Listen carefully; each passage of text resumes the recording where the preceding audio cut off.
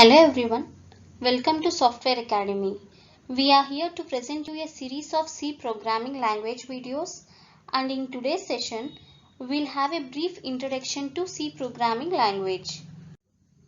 You might be thinking that there are many advanced languages like C++, Java, C Sharp, then why do we need to learn C today? As per my experience, what I believe is nobody can learn C++ or Java directly. This is because while learning these languages, you have to understand object-oriented concepts. For example, like classes, objects, inheritances, polymorphism, and many more. But see, learning these complicated concepts when you are not even comfortable with the basic programming language is like a baby trying to speak sentences immediately after birth. Seriously, believe me.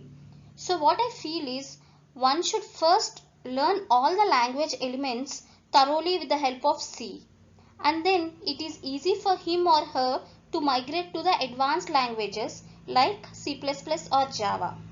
See, even though you feel it is a two-step learning process which takes more time, but at the end of the day you will seriously realize the worth of this approach.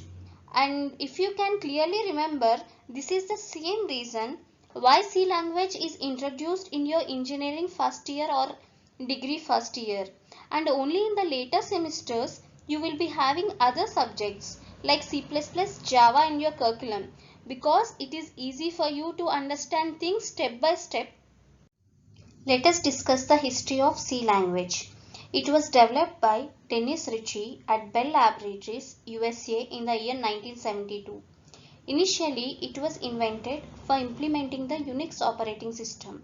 But because of its wide features, C language gained so much popularity at that time.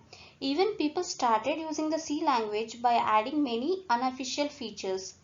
And in order to avoid this, there were two committees which are set up. They are ANSI, which stands for American National Standards Institute, and ISO, International Organization for Standardization. So these committees have taken part in standardizing, that is nothing but by adding these unofficial features with the standard C. And this is how C got evolved and started being used in many applications. That's it guys. In the next video, we would cover the features of C language because of which it gained wide popularity. Happy learning. Please subscribe to Software Academy and keep encouraging us. Thank you.